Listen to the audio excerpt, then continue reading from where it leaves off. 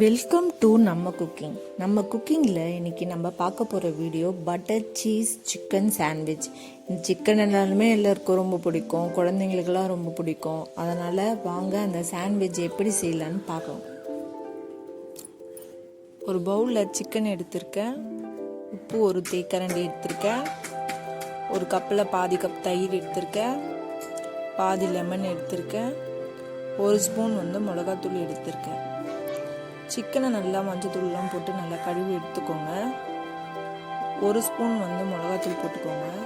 உங்கள் காரத்துக்கு ஏற்ற மாதிரி நீங்கள் மிளகாத்தூள் யூஸ் பண்ணிக்கலாம். அது வெறும் மிளகாத்தூள் தான். காஷ்மீரி சில்லி பவுடர், அப்புறம் அந்த பாதி கப் தயிர் எடுத்துருக்கோம்ல, அந்த பாதி கப் தயிர் ஆட் பண்ணிக்கோங்க. ஆட் பண்ணிவிட்டு தயிர் நல்லாயிருக்கும் யூஸ் பண்ணிங்கன்னா.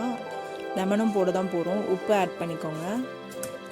ஒரு பாதி லெமனை ஆட் பண்ணிக்கோங்க. பாதி லெமன் ஆட் பண்ணிவிட்டு நல்லா கலந்து விட்டுக்கோங்க.